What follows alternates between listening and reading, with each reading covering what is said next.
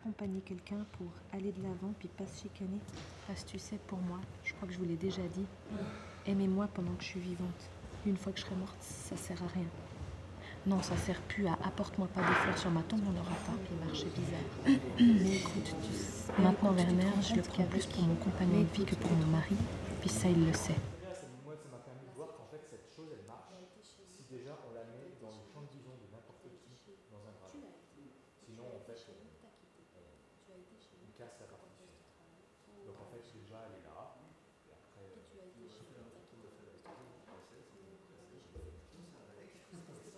ouais, c'est ça. Puis après, tu la remets dans le champ de vision de n'importe qui dans un grave. Sinon, en fait, on casse la... Une ferme de 1700, 1800. Bon, ouais, c'était... Il fallait vraiment avoir le coup de cœur pour y aller, quoi.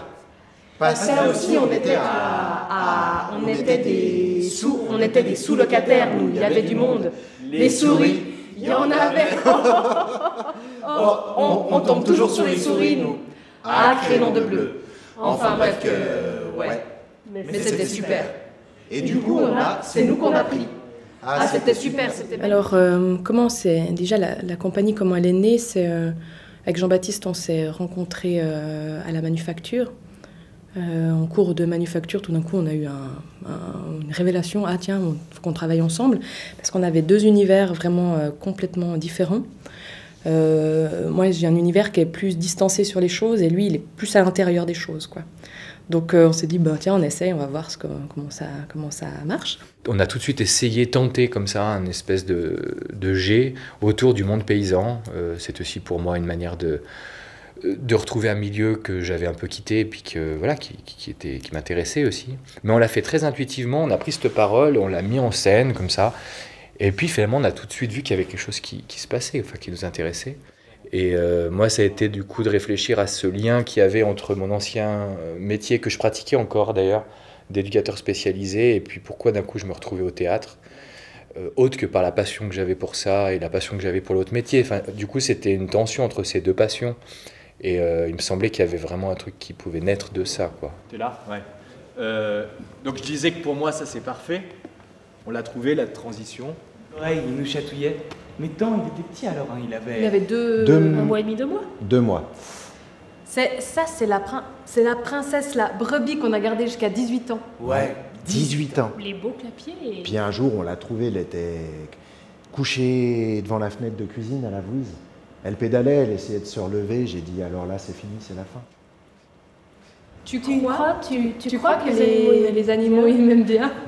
Il y a ce projet Mon Petit Pays qui, pour moi, est le territoire de l'intime, vraiment. C'est-à-dire comment on traverse la vie entière, quasiment. Enfin oui, la vie entière de deux personnes qui s'avèrent être un couple, quoi. Bon, comment on fait? Comment on fait quand on n'a que 2 personnes et en plus une histoire de vie à raconter? Et en fait, bah du coup, quand tu as beaucoup de monde, tu peux, on va dire, réduire le nombre d'acteurs par rapport au nombre de gens qui donnent leur parole pour rendre l'universel. Et en fait, quand on n'a que 2, eh ben, il faut multiplier les acteurs pour le rendre universel. dans le village. Dans le village, ouais. On était les étrangers. On leur crachait à la figure, on leur crachait, ils prenaient le pain. On était les étrangers, puis pourtant on était suisses, hein. Ouais, ils n'ont jamais eu d'étrangers, on était suisses. On était les premiers étrangers. Alors on m'a dit, mais on n'a jamais eu d'étrangers dans le village. Notre méthode, c'est donc transcrire, vraiment essayer d'être au plus précis de l'oralité.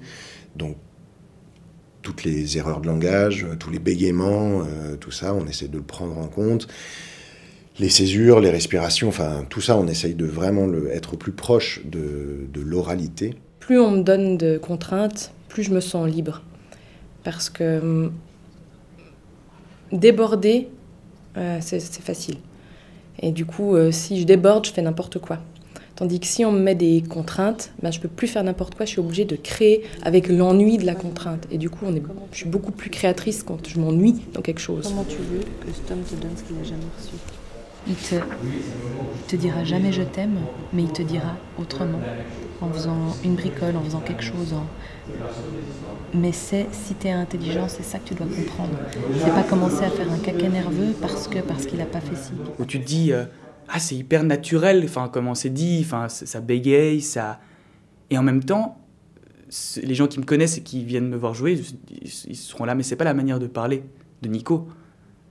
Mais en même temps, c'est pas une manière écrite de parler. Il y a un truc... cet endroit-là, il fait... vu que c'est un endroit qui est pas résolu, qui pose beaucoup de questions, je pense que du coup, le public vient se poser des questions, en fait, aussi. L'anecdote de la boucherie, hein. Merci. Hein. Ouais. Ah bah tiens, va, on l'a oublié, celle-là. Entre les deux, un jeudi à midi, le frangin devait venir m'aider. Alors, il me disait comme ça, tiens le bidon, puis moi, je commençais à... comme ça. Alors, bien sûr, je récupérais le sang. Alors, je tiens le bidon, c'est de la confiture de fraises, c'est du grasinet. Il va y avoir toutes les erreurs de langage et la façon de parler, mais on ne va pas chercher à prendre l'accent. On va faire l'erreur de le table. Voilà. J'étais sur le table, mais je ne vais pas me mettre à faire l'accent qui a amené à dire ça comme ça. Parce que je sais que c'est possible. Parce que je sais que c'est possible. Si tu t'organises, tu peux vivre comme ça. Moi, j'ai pas besoin de luxe pour vivre. Moi, j'ai pas besoin de luxe. J'ai pas besoin de grand-chose pour vivre. Après, tu sais, si j'ai de quoi me laver, si j'ai de quoi faire à manger, ça suffit. Mais je sais que, mais à mon âge, je sais que c'est pas raisonnable. Et pour moi, il y a énormément de l'interprétation, elle est incroyable. Dans la respiration aussi, je vois Basile comment il s'empare à des moments, Nicolas, tous les quatre là, comment il s'empare des moments de la respiration comme un vrai moment de didascalie en fait. En fait, tout ça, c'est des didascalies qu'on pourrait écrire.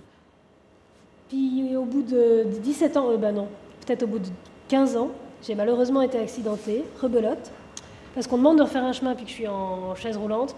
Alors c'est là que les choses se sont gâtées puis qu'ils nous ont virés parce qu'on n'a pas voulu payer ce chemin.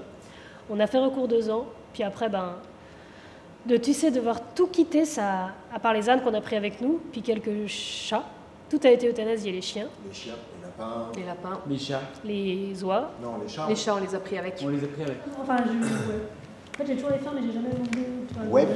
C'est toujours la même chose dans mon cœur, c'est quand même un problème. Le premier truc, c'est... Donc,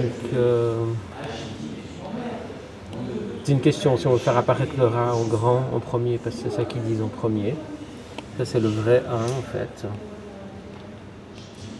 Oui, parce que c'est le premier qu'ils disent dans le texte. Voilà, mais c'est pas exactement le premier, mais en fait, le tout premier, c'est les rats. Les souris. Ils disent on a toujours vécu avec les souris. Le 1, ce serait plutôt ça.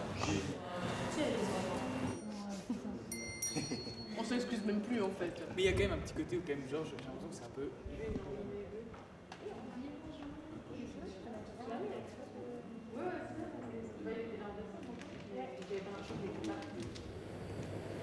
À la lessiverie qui m'a touché.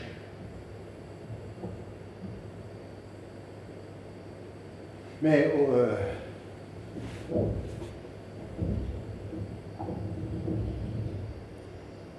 il était dans son pieu. C'est absolument, ça c'est vraiment superbe. Et c'est vraiment la couche en plus que vous êtes en train de mettre. Werner, et tu t'arrêtes. C'est vraiment cette prise.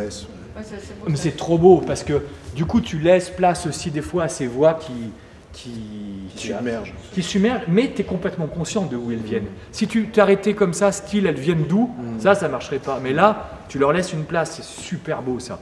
Du coup, le temps derrière d'accuser ça, je te jure, nous on le prend, c'est trop bien. Et puis ensuite, après Werner, qu'est-ce que tu fais pour pas ramasser une tatane? Ça, c'est bien de pas te laisser avoir par la noirceur de cette scène. Au lieu de mettre 1000 personnes pour se mettre d'accord sur un fait, idéalement, j'aimerais entendre ces 1000 personnes me raconter ce fait, en fait. Je trouve qu'il y a un truc complètement fascinant quand on isole quelqu'un, quand on l'isole, c'est-à-dire qu'on le met pas en confrontation ou en débat avec d'autres, mais qu'on lui permet de raconter sa manière d'habiter le monde. ouais, je sais pas, ça... C'est des cris de vie qui, moi, je sais pas... Même si on raconte des trucs difficiles, en fait. Enfin, de toute façon, la vie, c'est un peu ça, c'est de se dire, mais putain, vivre, mais quelle histoire, quoi. Et ça, j'ai l'impression que c'est sans fin, en fait. Enfin, je pense que je pourrais travailler toute ma vie sur ce sujet.